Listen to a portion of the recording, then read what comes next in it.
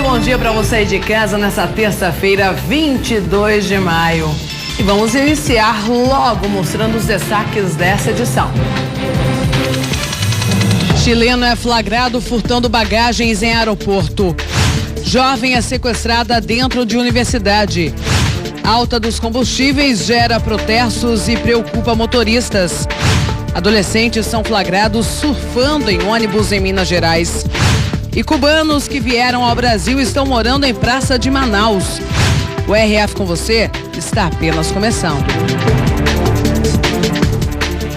E daqui a pouco tem a reportagem do dia também. Nós vamos falar aqui no RF com você sobre a dependência química. Por que será tão difícil se desfazer dos vícios, hein? Recentemente, o ator Fábio Assunção voltou a se meter em polêmica e a gente vai falar desse assunto aqui ao vivo com o médico. E amanheceu mais um dia com muito frio, né? Então vamos ver a previsão do tempo em várias partes do Brasil. Já estão na tela: Limeira, interior de São Paulo, mínima de 10, máxima de 26 graus. Em Campinas, mínima de 9, máxima de 24 graus. E em Ribeirão Preto, também interior de São Paulo, mínima de 8, máxima de 26 graus. Agora as notícias: um chileno foi flagrado furtando bagagens em um aeroporto. Essa já é a 4ª vez que ele é preso pelo mesmo motivo. Neste flagrante, o ladrão está em pé, em frente a uma lanchonete, à espera de um passageiro descuidado. Este homem vai ser a próxima vítima. Ele pega o dinheiro na bolsa e a deixa sobre a mesa. Vai para a fila do caixa. O criminoso se afasta. Ao perceber a oportunidade, segura a jaqueta na mão, passa pela mesa, pega a bolsa preta e vai embora. Poucos minutos depois, o criminoso age em uma chocolateria. Ele percebe que um cliente da loja deixa uma pasta sobre a mesa. O homem está distraído usando o celular. Quando se afasta, o ladrão mais uma vez usa a jaqueta para disfarçar. Pega a pasta e sai andando, tranquilamente. Aqui, ele pega a mochila de um passageiro na fila do embarque. Foram pelo menos 4 vítimas na manhã desta segunda-feira no Aeroporto Internacional de Guarulhos. O chileno Johnny Javier Leiva, de 26 anos, acabou sendo preso em flagrante. A identidade dele já estava no sistema de segurança do terminal. Uma vez que esse rapaz pisa aqui no aeroporto, ele passa a ser monitorado full time. Então hoje ele estava aqui, primeira vez que ele passa por alguma das câmeras que o pessoal percebe que é ele está com uma mochila só. Depois ele passa novamente com 2, depois com 3, depois com 4. Com ele, a polícia encontrou dinheiro de diferentes países, cartões de crédito, documentos e 2 notebooks. Johnny está no Brasil desde 2015 e já tem algumas passagens pela polícia. Essa é a 4ª vez que ele é preso aqui no aeroporto de Guarulhos por furtar bagagens de passageiros. O suspeito chegou a ficar preso, mas foi solto há um mês. Este outro flagrante é de outubro do ano passado. Ele aparece na praça de alimentação à procura de uma vítima. Depois, ele se senta e puxa a mala que está com um grupo ao lado. Na maioria dos casos, quando se trata de furto, ele é colocado em liberdade logo na audiência de custódia. E o que acontece? No dia seguinte, ele está aqui de novo, porque esse é o trabalho deles, eles vivem disso. Cara de pau, né? E 7 pessoas já foram vítimas de sequestro relâmpago em universidades do Rio de Janeiro. Ontem nós mostramos o caso de um casal de professores e aconteceu de novo, dessa vez com um estudante. Tudo aconteceu pouco antes das 5 da tarde, horário de grande movimento no campus do Fundão, na Ilha do Governador, zona norte do Rio. A estudante tinha acabado de sair da aula. Ela foi abordada por 2 homens num carro prata. Armados, eles a obrigaram a entrar no veículo e roubaram a bolsa com celular, notebook e carteira com dinheiro e cartão de crédito. Eu só pensava na minha filha, eu pensei, eu vou morrer aqui, eu vou deixar minha filha. Foi o 7º caso apenas neste ano que pessoas são vítimas de sequestro relâmpago dentro do campus da UFRJ. A estudante ficou 8 minutos em poder dos bandidos. Durante esse tempo, não viu nenhum carro da polícia. Eu acho que falta assim policiamento. A UFRJ é muito grande, por ser muito grande tem muitos lugares isolados e a gente acaba ficando à mercê disso tudo, né? A falta de segurança na UFRJ é um problema antigo. Nem mesmo o caso de grande repercussão conseguiu fazer com que houvesse um reforço no policiamento. Na última sexta-feira, um casal de professores foi sequestrado e levado para uma comunidade de Belford Roxo, na Baixada Fluminense. Eles ficaram 11 horas reféns. Os criminosos roubaram o carro da família e utilizaram os cartões de crédito das vítimas para fazer compras. E olha, motoristas de todo o país voltaram a protestar hoje pela alta dos combustíveis. A gasolina, por exemplo, acumula alta de mais de 20%, o que preocupa, claro, os motoristas. O sorriso no rosto de Alex é de quem conseguiu encher o tanque. O preço está muito caro, hein? Tá muito difícil, cada dia mais. Hein? Jailson bem sabe como está difícil completar o tanque. O valor está muito alto da gasolina e só dá para sempre completar um pouquinho só, mas nunca completar até o final. Aqui neste posto a gasolina está a R$ 4,51, um dos pontos mais baratos, ou melhor, menos caros de Salvador. Neste fim de semana, o valor subiu em muitos postos, como reflexo da alta do valor nas refinarias. 0,8% no diesel e 1,34% na gasolina. Oficialmente no país, a gasolina acumula alta de mais de 21% desde que a Petrobras anunciou a atual política de preços em julho do ano passado. Na prática, aqui em Salvador, só neste mês de maio, a gasolina deu um pulo nas bombas de mais de 70 centavos em média. Já tem lugar onde a diferença chega perto de R$1. De acordo com este especialista, é possível sim economizar sem precisar deixar o carro parado. Para isso, são observados 3 aspectos importantes. O primeiro e mais importante é a forma de conduta do motorista. Uma pessoa deve dosar a aceleração e dosar o freio. Se você puder trabalhar com a velocidade o mais constante possível, isso é importante. O segundo está relacionado aos cuidados com o veículo. Manter alinhamento, condições de amortecedor sempre em dia e, principalmente, manter os pneus calibrados. Você pode economizar de 8% a 12% de combustível. Isso dá um valor razoável. E motoristas do transporte escolar de Limeira protestaram contra o aumento no preço dos combustíveis. Olha só. O protesto percorreu as principais vias do centro da cidade de Limeira e foi até a rodovia Anhanguera. Por lá, chegou a ocupar 2 faixas da pista. Cerca de 100 motoristas de fretamento e transporte escolar aderiram ao movimento contra o aumento no preço dos combustíveis, que afetou cerca de 20% do orçamento de quem trabalha com transportes. Além de cartazes, eles também fizeram um buzinaço para chamar a atenção.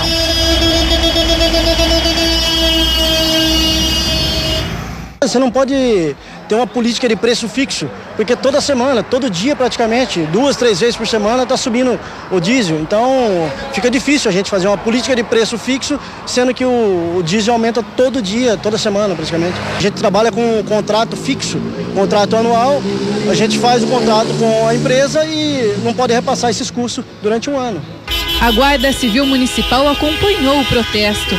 Não teve lentidão no trânsito.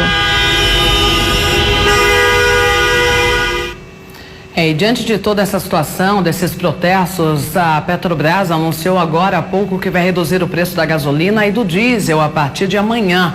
Vamos ver se essa redução chega aos consumidores, né? E ontem nós mostramos aqui o caso dos imigrantes trazidos para o Maranhão. Eles falaram sobre as condições da embarcação, olha só. Os estrangeiros estão alojados em um ginásio na capital São Luís. Os imigrantes africanos entraram no Brasil de forma ilegal e chegaram ao cais da cidade de São José de Ribamar no último sábado, durante a noite. A saída da embarcação aconteceu de Cabo Verde, entre os dias 16 e 17 de abril. A previsão da viagem era de 30 dias até a região sudeste do país.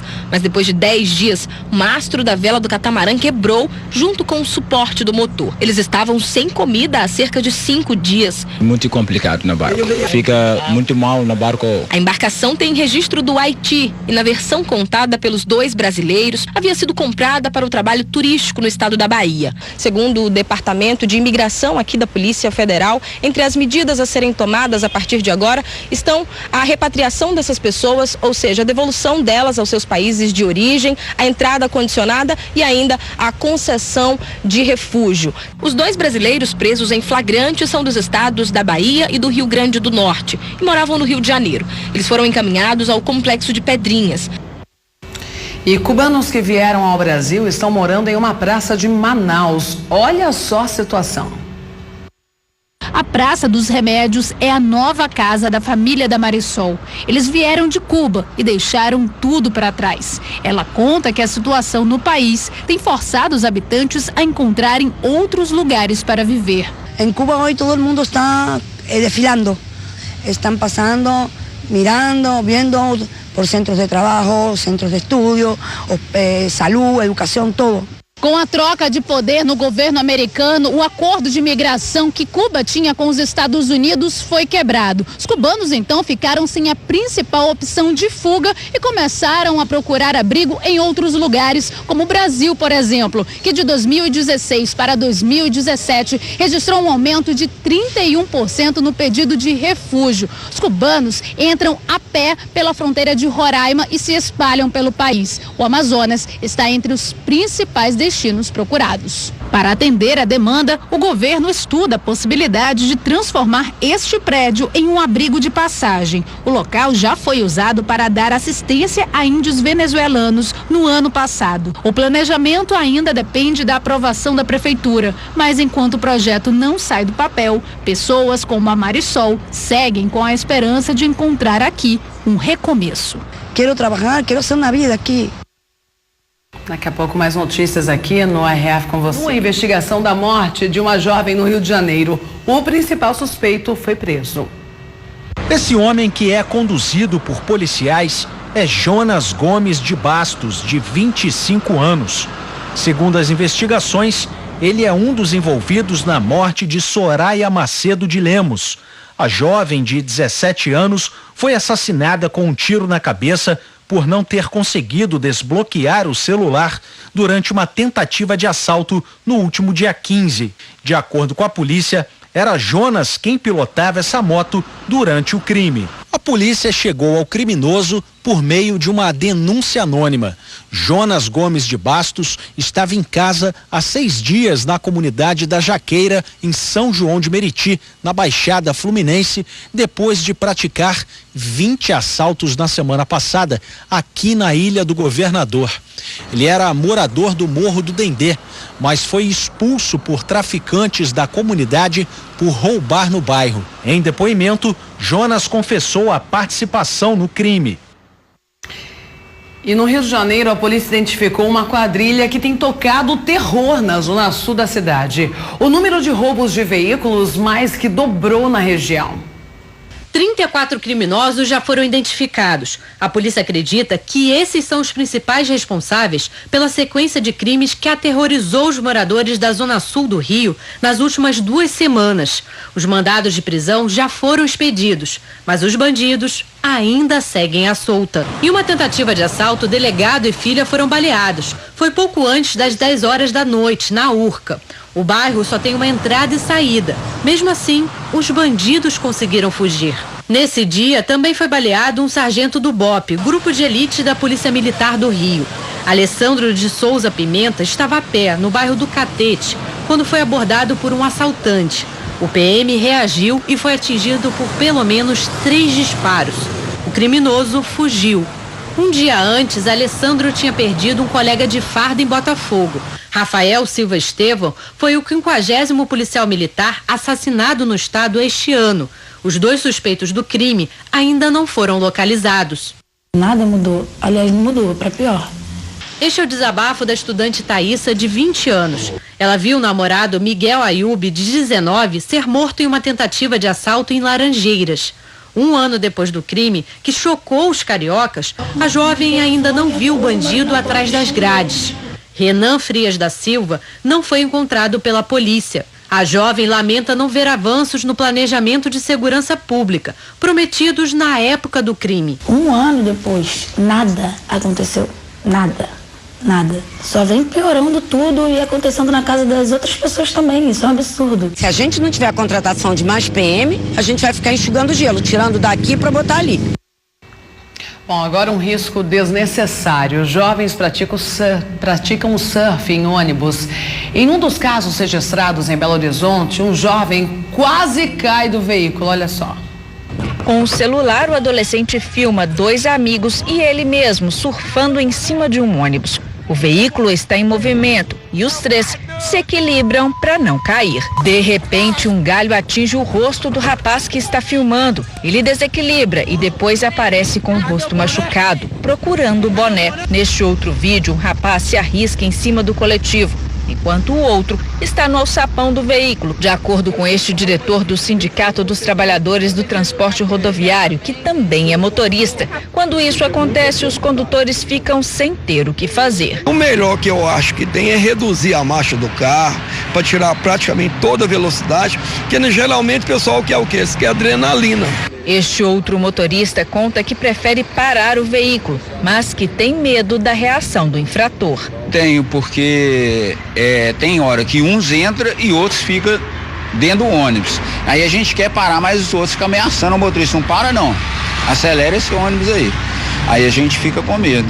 Surfar em cima do ônibus é considerado contravenção penal, mas se o infrator provocar algum dano ao coletivo, seja quebrando ou simplesmente amassando o teto ao subir, fica caracterizado crime contra o patrimônio. E além de colocar em risco a própria vida, quem surfa em coletivos prejudica o trabalho e a vida do motorista.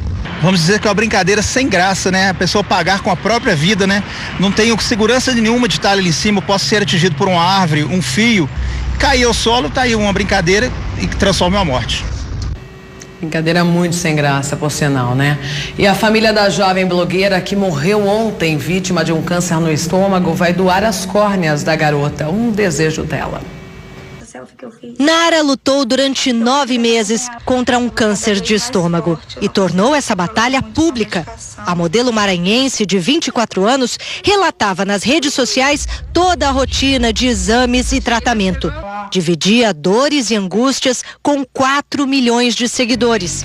E mesmo quando a doença se agravou, ela comemorava pequenas vitórias e não perdia as esperanças. Eu estou há 3 meses lutando. E é isso, eu tenho muita fé. Ela influenciou bastante na minha família, porque a minha tia, ela tá com câncer e ela foi meio que um apoio para minha família. O que se sabe é que pessoas com câncer gástrico abaixo de 30 anos de idade têm um comportamento biológico muito mais agressivo. Segundo o oncologista, a medicina avança para se chegar à cura. Eu acredito que a minha geração vai viver esse momento onde câncer será uma doença tratada com intenção curativa na sua esmagadora maioria. Força agora para a família e amigos, né? E há 2 anos, uma família espera a volta de um jovem que está desaparecido. Um levantamento mostra que rapazes novos e negros são o principal perfil dos desaparecidos do Brasil. A dona Marilene nunca pôde se despedir do filho. Sequer sabe se vai poder vê-lo de novo. Nos casos de desaparecimento, a dúvida é o que mais dói. Tem dias assim que parece que eu tô sentindo que ele tá vindo, mas ele nunca consegue chegar em casa. Vitor Santos da Costa tinha 24 anos quando saiu do trabalho de entregador, como fazia todos os dias, e não voltou mais para casa. Já faz 2 anos que a família espera por notícias e não perde a esperança. Às vezes eu tô deitada, parece que eu tô escutando ele me chamar e eu levanto, abro o portão e ele não tá lá. Esse perfil de homem jovem e negro entre 12 e 34 anos é o que mais se repete nos casos de desaparecimento. Representa 64% dos procurados. O grupo também é o mais exposto à violência. Por trás desses números se escondem nomes, histórias, que em mais da metade das vezes já conseguem ter um desfecho. Mas nem sempre o final é feliz. No Rio, 20% dos desaparecidos são mortos logo após o sumiço. O caso mais recente é o do estudante Matheus Passarelli, de 21 anos. Segundo a polícia, ele foi executado no Morro do 18, em Piedade, na Zona Norte. Matheus desapareceu depois que saiu de uma festa próximo dali. De acordo com o Ministério Público, todo mês, pelo menos 500 pessoas desaparecem no estado. No Brasil, já são mais de 700 mil casos registrados nos últimos 9 anos. O trabalho conjunto do Ministério Público com a polícia e as associações de famílias de desaparecidos tem ajudado a aumentar o número de casos solucionados. O próximo passo é que essas informações também sejam compartilhadas com outras regiões do país. Na Bahia pode ter trabalhadores que venham ser escravizados no estado do Pará, por exemplo. Então, se você não tiver uma integração dessa natureza, é impossível encontrar. E como a gente já mostrou ontem aqui na reportagem do dia, inclusive, o inverno chegou com tudo essa semana em Campinas. Veja na reportagem de Vinícius Boer. Campinas registrou temperaturas baixas no início da semana. O frio começou pela madrugada. A gente não estava acostumado até então, né? Mas aí depois de uma chuva que deu no final de semana, aí a coisa pegou mesmo. Eu senti bastante frio essa madrugada, inclusive foi uma surpresa, porque normalmente nós estávamos acostumados a usar só um edredom durante a noite e foi surpresa para todo mundo. Muito frio. A gente não esperava esse frio, porque nunca mais deu frio, né? Percebo que para as pessoas que moram na rua, que não tem o aconchego de um lar, de um agasalho, de uma família, de uma boa alimentação, o frio deve ter sido muito mais intenso, não só por causa do frio, como também pelo abandono. E continuou durante todo o dia. Muita gente ficou com medo de sofrer com o frio nesta segunda-feira. Foi impossível sair de casa sem agasalhos. Tem que se agasalhar bem, né? Toma aquele banho, sai saindo fumaça e depois a gente se agasalha e sai pra rua, sai pra luta novamente. Com leitinho quente, um café quente, uma boa alimentação, é claro, e saindo com os agasalhos necessários. Estou até com uma boina aqui dentro que já deu uma esquentada. Meia, sapato, calça, normalmente eu gosto de andar de camiseta, de uma bermuda, de chinelo, mas hoje não deu. É camiseta mesmo, blusa, tênis, sapato e calça comprida, senão a gente não aguenta, a temperatura baixou bastante. Caminhar pelo sol ajuda e muito a afastar o frio. Na sombra, as coisas mudam. É possível sentir na pele os reflexos das baixas temperaturas. Muita gente veio na 13 de maio, uma das principais do comércio de rua de Campinas, para comprar roupas de frio e cobertores. Larissa passou frio nos últimos dias e agora está preparada para enfrentar o clima. Tá bem complicado, viu? Tanto é que hoje eu aproveitei para vir fazer as compras. Edredom, cobertor, lençol, roupão. Pode esfriar mais um pouco que você está preparado. Agora sim, estou preparadíssima. Maria Madalena aproveitou para renovar os cobertores de casa. Estou preparando para o frio, estou levando edredom, blusa, cobertor e tem que preparar bem, senão não aguento o frio esse ano não, já é o começo do ano. Agora já o comecinho do frio já tá desse jeito, imagina mais tarde, hein? Como vai estar, né? Nesta loja de roupas, o movimento cresceu cerca de 20% nos últimos dias. As pessoas estão preparadas para o verão. Quando chega o inverno, o pessoal quer renovar o guarda-roupa, quer roupas novas, quer se sentir aquecido. Então, com isso, a procura é maior. E a gente, graças a Deus, está vendendo bastante. E com essa demanda, a nossa espera é que suba bastante o movimento, né? Que melhore, que é o que todos esperamos, né? E olha, a tendência é piorar aí esse friozinho. Daqui a pouco a gente volta com mais notícias aqui no RF com vocês. Vamos então para a reportagem do dia. Coloca aqui na tela alguns dados sobre dependência química aqui no Brasil. Olha aí, 5,7% dos brasileiros são dependentes de drogas no nosso país. Isso representa aí mais de 8 milhões de pessoas usuárias, dado preocupante, né? E recentemente o caso do ator Fábio Assunção voltou a levantar o debate sobre o consumo de drogas. Ele já teve problemas com isso por várias vezes. Vamos ver. 8 horas dentro de uma delegacia. Preso por causa de um acidente de trânsito. Desta vez, o ator Fábio Assunção foi protagonista de uma confusão na noite de São Paulo. Ele dirigia uma caminhonete importada por uma rua do bairro dos Jardins. Acabou batendo em 2 carros. Ninguém ficou ferido, mas os veículos ficaram riscados. Este com a lateral amassada. As imagens gravadas pouco depois da batida e divulgadas nas redes sociais mostram o ator e os motoristas dos carros envolvidos no acidente, no que parece ser uma discussão.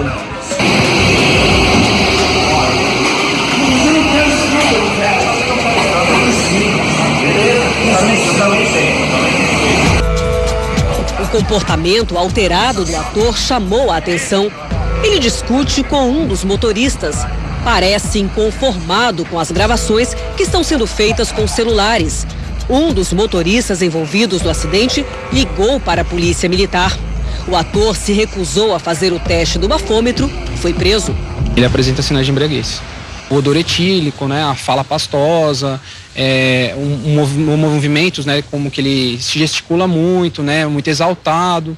Então, todos essas características aí de uma pessoa que provavelmente está embriagada. Na delegacia houve mais confusão. Fábio, que está com barba e cabelos muito compridos por causa do novo trabalho, foi levado ao IML para fazer exames clínicos. Na saída, falou rapidamente com os jornalistas e negou que tivesse ingerido bebida alcoólica. Eu fui na farmácia e, bati no carro da frente, foi só isso, foi um acidente de trânsito. Não teve vítima, não teve nada. Tô aqui. Fábio, você consumiu bebida alcoólica, Fábio? Não. A polícia também ouviu os motoristas envolvidos no acidente e os PMs que atenderam a ocorrência. Todos confirmaram que haviam sinais evidentes de embriaguez. Eles afirmaram ainda que Fábio Assunção manteve uma conduta agressiva e proferiu xingamentos a todos que via. O delegado fixou uma fiança no valor de R$30 mil. O valor foi estipulado com base nas condições pessoais do ator e nas custas do processo. Mas o ator teria se recusado a pagar. Depois de algumas horas, mudou de ideia, mas o prazo expirou e ele foi levado para uma audiência de custódia no Fórum Criminal da Barra Funda. A Justiça concedeu liberdade provisória para Fábio e determinou o pagamento de uma multa de 50 salários mínimos, um total de R$ 47.700. O advogado que defende o ator considerou a fiança e a prisão arbitrárias. Ele apenas saiu do hotel onde ele estava, foi a uma padaria, aparentemente, e o veículo parou à frente, ele acabou batendo nesse veículo, mas não há nenhum sinal de embriaguez, nenhum sinal de fuga, não há vítima, não há razão nenhuma para a prisão, não há razão nenhuma para arbitramento de fiança. O ator ainda vai responder por crime de embriaguez ao volante, crime que prevê de 1 a 3 anos de prisão. Lamentável tudo isso. Você falava com outro motorista do outro carro? Gente, eu preciso realizar o que está acontecendo. Aos 46 anos, Fábio Assunção coleciona polêmicas. O ator vive um drama antigo com as drogas e a bebida. Em junho do ano passado, ele foi pivô de uma grande confusão na cidade de Arco Verde, que fica no sertão de Pernambuco. Fábio Assunção acabando a faixa de Arco Verde aqui, ó. Fábio estava lá para acompanhar a exibição do documentário que dirigiu com a ex-namorada e também atriz Pali Siqueira, de 23 anos. Ele teria se envolvido em uma briga de bar e foi preso porque se negou a ir à delegacia para prestar esclarecimentos. Jacato é ele que fez agora. Pede autógrafo. Em 2016, o ator já havia sido pego dirigindo alcoolizado em uma blitz da Lei Seca no Rio de Janeiro. Ele já assumiu publicamente ser dependente químico. Desde 2008, Fábio Assunção trava uma batalha contra a dependência química. O ator já esteve internado em várias clínicas de reabilitação, no Brasil e no exterior. É um lugar bonito, distante da agitação da cidade. A clínica é particular, recebe usuários de drogas e álcool. O prazo de permanência aqui depende de cada paciente. Antônio Tomé é um dos terapeutas da casa. Orienta os pacientes durante o tratamento. Usa a experiência como exemplo para quem chega. O terapeuta se considera um sobrevivente. Começou a ingerir bebida alcoólica aos 11 anos. Aos 13, já usava maconha. Vendeu drogas e passou quase 3 anos preso. Negou por muito tempo a eficácia dos tratamentos. As minhas recaídas, basicamente, elas se davam por eu não ter uma aceitação. Eu não aceitava, eu não tinha aceitação, nem tinha conscientização da doença que eu tinha. A minha finalidade, mesmo quando eu me internava, não era para parar de usar drogas. Eu me internava com a finalidade de melhorar o ambiente familiar e tentar usar controlado. Esse psiquiatra explica que a maioria dos pacientes passa por recaídas e, com o passar do tempo, alterações do comportamento dos dependentes ficam ainda mais evidentes. Uma inquietação muito grande, uma perda completa de limites do que é permitido por uma sociedade e do que não é permitido por uma sociedade. Ele afirma ainda que os dependentes acreditam que podem controlar o uso de drogas e álcool e, por isso, desistem do tratamento antes do fim. Antônio Tomé, hoje com 65 anos, assumiu o vício, driblou as recaídas e reconhece que sozinho não seria possível ficar longe das drogas. A família não deve esperar, não deve acreditar em promessas, vai ser a última vez, que eu vou mudar, que eu vou tentar, que isso até a pessoa quer, mas não tem condição de fazer, né? Tá doente, tá usando substâncias, buscar tratamento. E foi buscando o tratamento que Fábio Assunção ficou 7 anos longe das novelas. Recentemente, ele assumiu um namoro com a também atriz Maria Ribeiro. Situação complicada e situação que envolve muitas famílias brasileiras, infelizmente, hoje em dia, né? Estou aqui com o psiquiatra Carlos Eduardo Vilela. Seja muito bem-vindo, doutor. Prazer. Para falar sobre um assunto tão importante, na verdade, um alerta, né? Principalmente para os mais jovens que estão nos assistindo, que acreditam às vezes que algumas drogas, tranquilo usar, como por exemplo a maconha, né, doutor? Geralmente os jovens na fase de universidade aí, estudantes, falam, eu fiz uso da maconha, tranquilo, é uma droga natural, pode. E não é assim, né?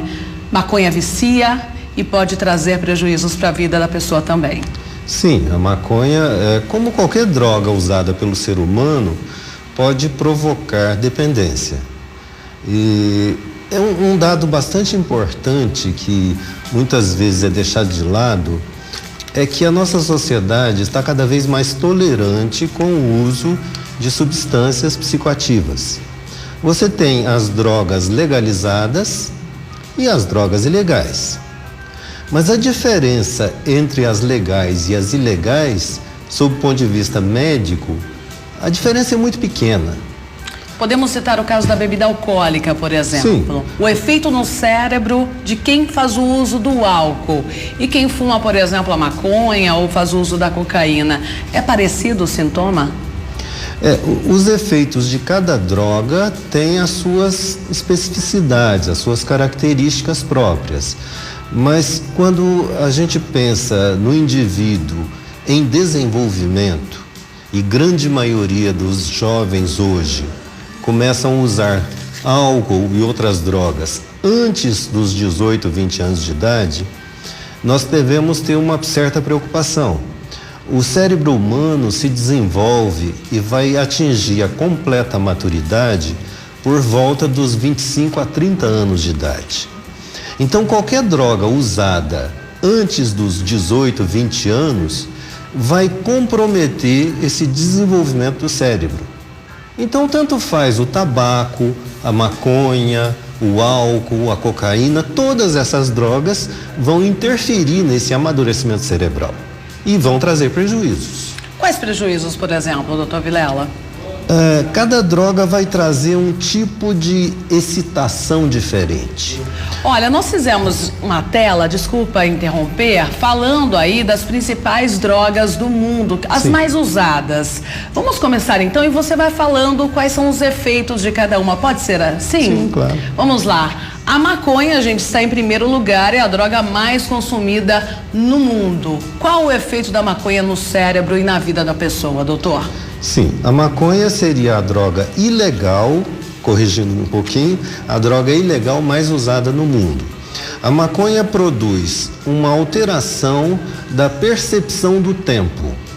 Uma alteração, o indivíduo não percebe com clareza o tempo se passando. Os indivíduos que usam maconha têm a percepção de que passaram-se muitos minutos, horas, e na realidade passaram-se minutos. Ou o inverso, ele tem a impressão de que se passaram poucos minutos e ele está ali há horas sem ver o tempo passar. Esse mecanismo produz uma diminuição da angústia, da ansiedade do indivíduo. Daí a maconha se tornar muitas vezes uma droga de eleição. Diminui um pouco a ansiedade, a preocupação do indivíduo. A relaxa a pessoa. Dá uma relaxada. A maconha produz de forma crônica, o uso continuado por muito tempo, uma diminuição da vontade, do desejo. Então o indivíduo fica menos ativo, com menos vontade de produzir, de fazer coisas. Ele fica um pouco mais apático. Mais sedentário. Mais quieto, mais... E gera lentidão no indivíduo, Sim, doutor? o indivíduo fica um pouco lento. A longo prazo. E esse uso continuado pode provocar uma certa irritabilidade e, em comum com todas as outras drogas, pode produzir estados de depressão. O indivíduo fica com menos desejo, menos vontade na vida. Fica mais lento, desanimado. Doutor Vilela, e de repente a pessoa é usuária da maconha e ela fala assim, essa droga já não tem mais graça pra mim, não tá fazendo tanto efeito. É comum ir passando de droga em droga, da maconha evoluir pra cocaína e outros tipos de drogas? Ou não? Olha, grande parte dos indivíduos que usam drogas usam diversas drogas ao mesmo tempo. Então é muito comum o indivíduo que usa maconha também usar tabaco, também usar o álcool. O álcool, apesar de ser uma droga legal, esta sim é uma das mais usadas pelo ser humano. Então existe esse mix, as pessoas vão misturando as drogas. Existe um pequeno grupo de indivíduos que fica numa droga só. Isso ocorre também. Mas a grande maioria dos usuários usam diversas drogas ao mesmo tempo. Vamos colocar então na tela a segunda droga ilícita mais consumida no mundo. Pode colocar. A cocaína. Cocaína. Não é surpresa para ninguém, né? A cocaína é bem consumida também, doutor. E a cocaína, se a gente for verificar a história dela no mundo, nós sabemos que a cocaína começou a ser utilizada em meados do século XIX. Inclusive, o pai da psicanálise, Freud, que era médico, no final do século XIX, ele receitava cocaína e ele mesmo utilizava. Naquela época, achava-se que a cocaína seria um medicamento interessante para o estômago. Em pouco tempo, Freud descobriu que aquilo provocava dependência e descartou. E a cocaína tem um efeito anestésico, então alivia a dor. Então, quando o indivíduo tomava a cocaína, ele tinha esse alívio. A cocaína foi usada nos princípios do século XX para a formulação da Coca-Cola. E a partir de então começou-se a perceber esse potencial de prejuízo que a cocaína provoca. A cocaína provoca uma grande euforia, uma sensação de muito prazer, um prazer muito intenso. E esse prazer leva à dependência. O indivíduo busca rever esse prazer diversas vezes. E então, geralmente depois vem a depressão também, doutor? Sim. Toda droga provoca uma ressaca. O álcool, o tabaco, a maconha, a cocaína, todas essas drogas vão provocar um descenso. O sujeito, depois do efeito euforizante e gostoso da droga, porque se não fosse gostoso, ninguém usaria, sim, óbvio. Sim. E existem casos, doutor, em que de repente o indivíduo, ele só usa de repente final de semana. Final de semana chegou, vou para uma festa, então eu vou usar a cocaína, eu vou usar a maconha. Apenas em algumas situações, existem dependentes desse tipo? É possível ser assim? Controlado, vamos dizer assim? Na verdade, quando a gente fala de drogas, sob o ponto de vista atual, o consenso atual é que não existe droga leve nem droga pesada. O que existe é uso pesado e uso leve de drogas. Eu acho que tem uma grande diferença. Às vezes as pessoas ficam extremamente apavoradas porque o garoto de 17 anos foi pego com um baseado.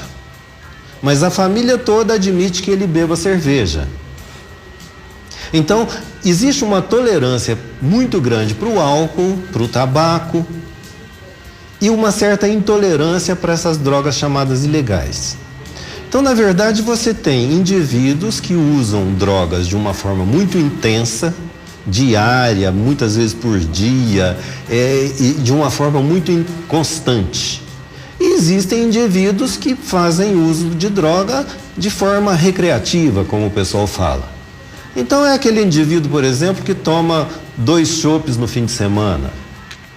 Esse álcool que ele usa é um álcool de uso recreativo.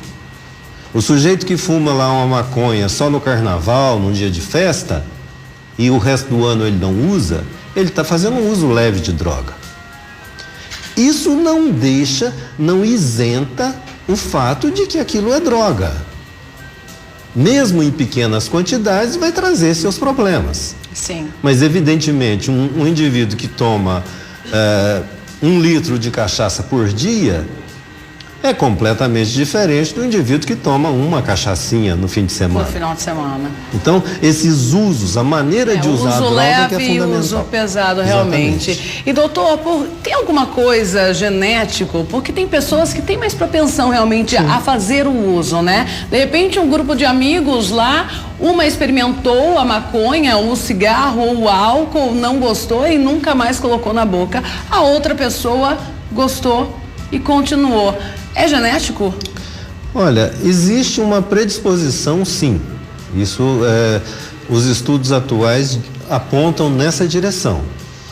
E os fatos, pelas estatísticas que nós temos, aproximadamente 30% dos indivíduos que experimentam o cigarro, o tabaco comum, 30%, 3 em cada 10 indivíduos ficam dependentes. Número alto. Alto. Tabaco é uma das drogas que mais provocam dependência. O álcool, mais ou menos 1 em cada 10 indivíduos que experimentam o álcool vão se tornar dependentes. Então você tem uma cidade como Limeira, com 300 mil habitantes. Você tem aqui, com certeza, algo em torno de 30 mil dependentes de álcool. Então é um número bem muito expressivo. Elevado, expressivo. E isso basicamente é o quê? Uma grande parte dessa população que se torna dependente, você vai pesquisar na família, você vai descobrir história de indivíduos com transtornos mentais graves ou com dependência de álcool e outras drogas. E exemplo também, né? Na verdade, né, doutor? Na verdade, a hereditariedade responde por um dos fatores. Sim. O segundo fator seria o convívio sociofamiliar. O indivíduo tem um ambiente, às vezes um ambiente muito tenso, muito estressante, com muito álcool e droga. E o terceiro fator é a escolha pessoal, a escolha de vida. Então você tem hereditariedade, o meio e as escolhas que ele faz. Então, quando essas 3 coisas juntam, esse indivíduo com certeza vai ter problemas de dependência. Doutor, daqui a pouco a gente continua mostrando então as telas das drogas ilícitas mais consumidas no mundo e gostaria de falar também sobre tratamento. Por que é tão difícil de um dependente deixar de usar as drogas? Falando sobre o consumo de drogas lícitas e ilícitas, 12 horas e 30 minutos, estou aqui com o doutor Vilela, ele que é psiquiatra e está falando, nós já mostramos as drogas mais utilizadas aí no mundo todo. A primeira, a maconha, depois vem a cocaína. Pode colocar na tela a terceira droga ilícita mais usada aí no mundo todo e o doutor vai comentar pra gente. MDMA. Essa droga aí eu não conhecia, doutor. Confesso, viu? São as drogas usadas em festas? Essa droga é chamada de êxtase. Êxtase, ok. MDMA seria uma anfetamina e o êxtase é um mix, é uma mistura de várias anfetaminas. Sim. E o MDMA seria a anfetamina que geralmente é mais utilizada. A anfetamina é uma droga que produz um estímulo, uma excitação. O indivíduo fica mais eufórico. É parecida com a cocaína? Sim, em alguns aspectos tem alguns efeitos bem semelhantes. Sim. Produz uma inquietude, uma excitação, uma certa euforia, uma sensação de alegria, de plenitude. E as anfetaminas são usadas já há muitas décadas. Na Segunda Guerra, as anfetaminas eram usadas pelos pilotos de avião americano para conseguirem ficar mais tempo voando e guerreando. Então, era usado como um estimulante e durante muito tempo foi usado pra ter dessa euforia forma. ali. Exatamente. E hoje utilizada muito em festas, principalmente em festas raves que a gente conhece, né, doutor? As anfetaminas foram muito usadas como moderadores de apetite. Grande parte das anfetaminas, o Femproporex, a anfepramona, são anfetaminas que foram usadas até alguns anos atrás, foram proibidas no Brasil há coisa de uns 4 anos, Mas provocavam alucinações? Não, ela provoca uma euforia, uma inquietude e reduz o apetite. E chega a provocar também alucinação? Em alguns pacientes, sim, quando é usado de forma muito exagerada. Ok. Vamos lá na tela, agora a quarta droga ilícita mais consumida. A anfetamina. As anfetaminas. Anfetaminas, que o doutor já falou, pode colocar a quinta tela. LSD. É como se fosse um papelzinho, doutor. O LSD, o chamado ácido lisérgico, é uma droga que ela é colocada numa sedazinha, um papelzinho fininho, um ponto de droga, e o indivíduo coloca debaixo da língua. Aquilo é absorvido pela mucosa da boca. Essa droga produz uma alteração muito profunda nas percepções. Então o indivíduo pode ter as chamadas alucinações, que são percepções falseadas da realidade. Ele ouve vozes também, ouve coisas e distorce também a realidade.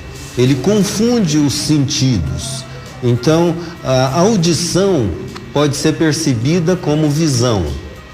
Então ele ouve uma música e ele acaba vendo coloridos, figuras. Então há uma distorção no processo de percepção dos sentidos. E às vezes as sensações gustativas, olfatórias são misturadas, como se houvesse uma mistura entre os vários tipos de sentidos que nós temos. Ela foi muito usada nos anos 60 e era considerada uma maneira de o indivíduo se soltar, liberar criatividade, coisas assim. E sempre quando a droga é criada, doutor, é para alguma coisa positiva, né? Daí se descobre o poder da destruição, na verdade, sim, né? Como você citou, Freud usava cocaína também, né? Pode colocar na tela a sexta droga mais consumida no mundo, droga ilícita, eu estou falando. Olha aí, cogumelos alucinógenos. Esse cogumelo escuro, ele é bastante tóxico. Ele produz muitas alterações no fígado humano e é um dos fatores que podem desencadear um quadro de esquizofrenia. Muitos indivíduos têm a primeira crise esquizofrênica usando o cogumelo. A maconha também desencadeia a esquizofrenia. Então, falando do cogumelo, doutor, eu estudava na minha época de ensino médio, uma pessoa que estudava comigo chegou a tomar o chá de cogumelo na época, nós ficamos sabendo, né? Porque realmente ele mudou o comportamento dele e até hoje, gente, ele nunca mais voltou ao normal. Sim, ele pode ser instalado um quadro que a gente diz de psicose. Sim. E a psicose mais grave que nós temos é a esquizofrenia, onde o indivíduo tem uma perturbação da sua capacidade de ver a realidade. Ele tem delírios, ele tem alucinações, ele tem uma perturbação muito profunda dos seus afetos. E o cogumelo tem um potencial de desencadear. Se o indivíduo já tem uma predisposição genética para doenças mentais, quando usa esse tipo de droga, facilita muito. Aquilo desencadeia a crise. Vamos lá então, mais uma tela. Pode colocar. Os opioides, doutor. O que são os opioides? O ópio é uma droga retirada da flor, da papoula, né? E o ópio foi utilizado, ainda é utilizado de forma muito intensa no Oriente, principalmente China, alguns países orientais.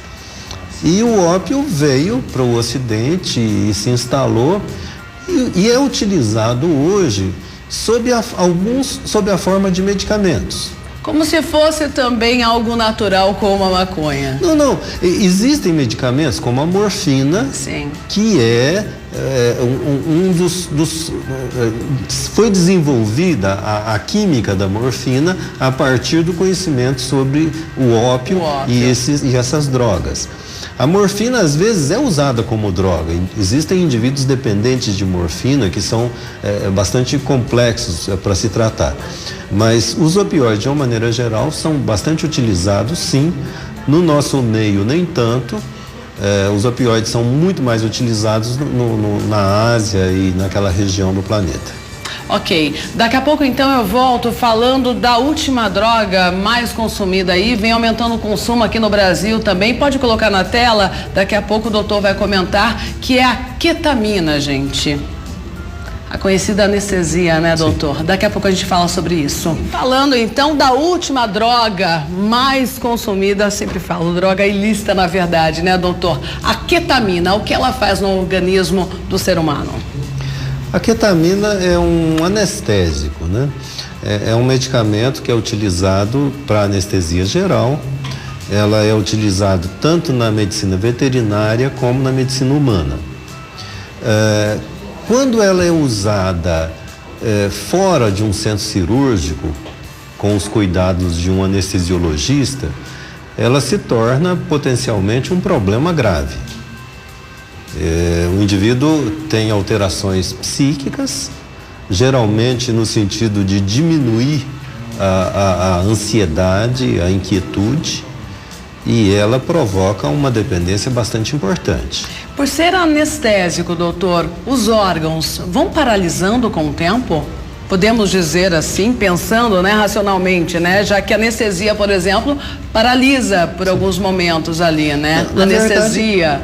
Na verdade, essa anestesia vai diminuir ou abolir a sensação dolorosa. Então, ela inibe a percepção da dor. Sim. Mas no ser humano, os efeitos importantes vão ser em nível mental.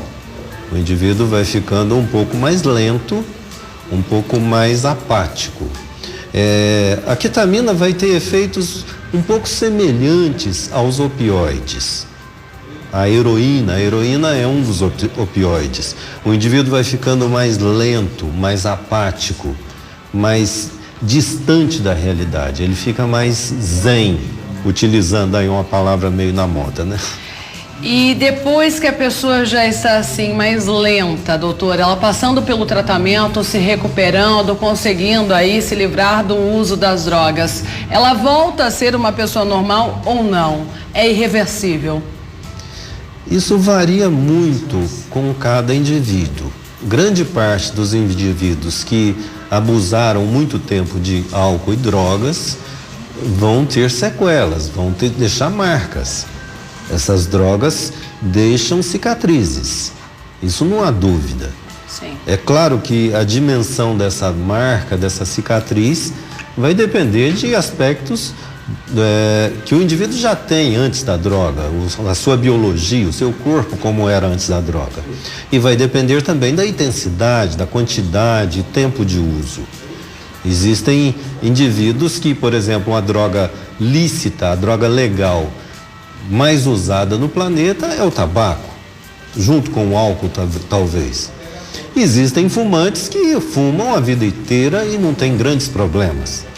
Existem fumantes que aos 30 anos de idade já estão lá com um enfisema pulmonar ou mesmo um câncer de pulmão. Então depende muito do indivíduo, né? Claro. Doutor, por que é tão difícil se livrar das drogas? É uma boa pergunta. Por quê? A maioria que vai internado, por exemplo, consegue se recuperar, sai da clínica, volta a fazer o uso ou não volta? Como que é essa estatística? Bom, grande parte dos indivíduos que usam drogas mantém uma vida dentro da normalidade, se a gente puder assim dizer. Indivíduos que trabalham, têm família, têm vida social, enfim, um grande número, um número expressivo de indivíduos mantém a sua vida normal. Uma parcela importante, pequena, mas importante, é que tem um comprometimento bastante intenso e tem perdas sociais, familiares, de trabalho, bastante profundas, a ponto de ficar meio que isolado da sociedade. Essa clientela, esse grupo mais grave que é o mais difícil de tratar. O problema é que quando o indivíduo tem um uso médio, moderado de drogas e ele ainda está trabalhando, ainda está produzindo, existe uma sensação dele e do seu núcleo familiar de que as coisas estão bem. Ele toma lá 3, 4 latinhas de cerveja todo dia, mas consegue trabalhar. Ele fuma um baseado por dia, mas está tocando a vida. Então acha normal, acha que pode. Ele fuma um que maço de cigarro por dia e está tudo bem. O problema é que isso se acumula e com o passar dos anos, geralmente há um aumento do consumo da droga. O problema da dependência basicamente é que depois de um certo tempo há uma perda dos efeitos daquela droga. O indivíduo precisa de quantidades maiores para ter os mesmos resultados que ele tinha antes com pouca quantidade. Então esse consumo vai aumentando. E esse indivíduo que faz um uso de risco, um uso um pouco exagerado, ele vai caminhando para uma dependência um pouco mais intensa. Uma grande parte da população mantém essa dependência usando de forma mais ou menos moderada. Aí a sociedade aceita, né? Mas a gente tem que deixar bem claro aqui, né, doutor? Droga, lícita ou ilícita? Se não fosse droga, chamaria outro nome, não é mesmo? Droga é droga, evite o primeiro contato. É esse recado que você deixa também? Sim, eu acho que é importante que a sociedade comece a refletir um pouco mais sobre essa tolerância de o adolescente utilizar álcool, tabaco e qualquer outra droga. E achar normal. Essa conversa de que maconha é droga natural, droga leve, não procede. A maconha, ao longo dos últimos 40 anos, só para citar um dado, nos anos 60, a maconha que se usava tinha aproximadamente 4 a 5% do THC. O THC é o principal canabinoide, é o que mais faz efeitos euforizantes, é o que mais altera o psiquismo do indivíduo. Dos anos 60 para hoje, de 4 a 5% de THC, a maconha atual tem em torno de 15 a 20% de THC. Então houve um aprimoramento genético e da agricultura no cultivo da maconha. E a longo prazo, como o doutor então, já disse, essas drogas não são tão naturais. Altera, não é, o comportamento do indivíduo. Doutor, gostaria de agradecer a presença do doutor aqui, esclarecendo essas dúvidas. Gostaria de já convidar, afinal é um assunto, a gente ficaria aqui horas e horas falando sobre isso, né, esclarecendo dúvidas. E como eu já disse, gente, se droga fosse bom, não chamaria droga, né? Droga é droga. E evite sempre o primeiro contato, né, doutor? E temos outras drogas lícitas, né? Como o uso de telefone, né? Comida. Atualmente a internet tem sido um problema, muitas pessoas abusam muito, ficam muitas horas. É uma dependência. E passa a criar uma dependência. Podemos falar sobre isso também, né, doutor? Com certeza. Seja sempre muito bem-vindo. Eu agradeço. Boa tarde. E soldados brasileiros que lutaram na Segunda Guerra Mundial ficaram na Itália por 8 meses e, apesar da falta de estrutura que mostramos ontem, travaram verdadeiras batalhas épicas. É o que você vai ver agora na segunda reportagem dessa série especial. Com 101 anos, o coronel Nestor tem uma memória de dar inveja. Ele lembra detalhes da atuação dele e dos companheiros brasileiros na Itália durante a Segunda Guerra Mundial.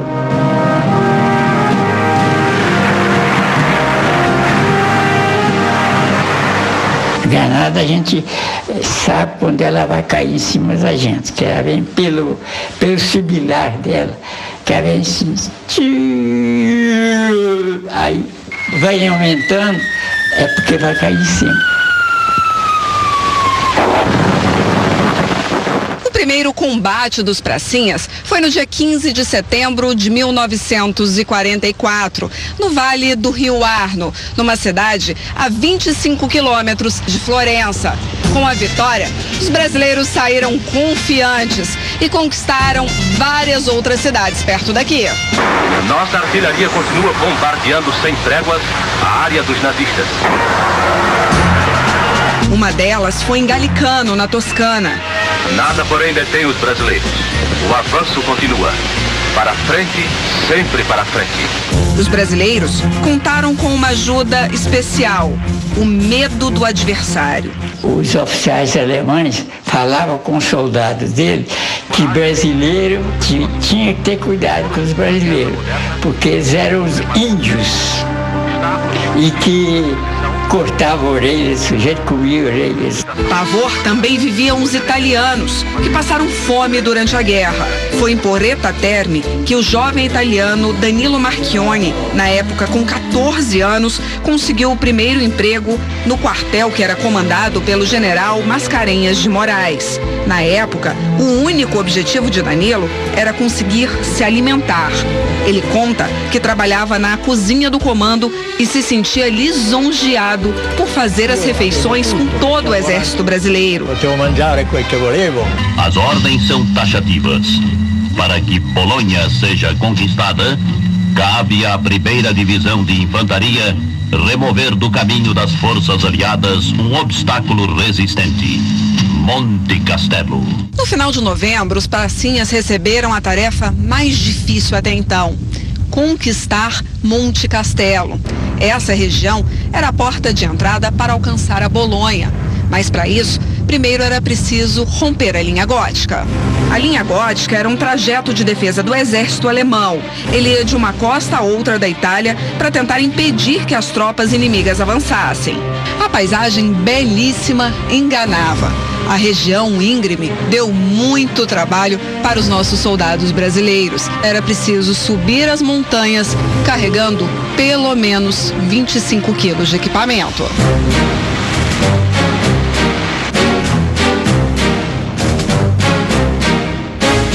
A estrutura que os soldados alemães montaram em Monte Castelo fez o Brasil fracassar nos 3 primeiros ataques.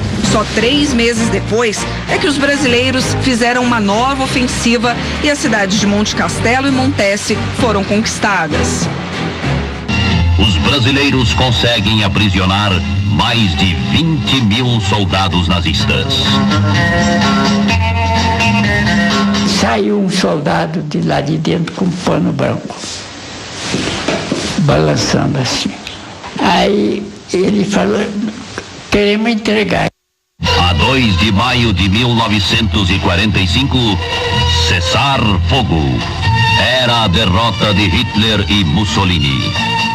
Amanhã você vai saber como era a convivência entre os italianos e brasileiros durante a guerra e descobrir por que os italianos gostam tanto do Brasil. Amanhã mais uma aula de história aqui no RF com você. Foto aí a selfie, amanhã eu mostro, já falaram. Marielle deu por hoje, encerra. Então tá, amanhã eu abro o RF com você com a sua foto, hein? Até amanhã, se Deus quiser.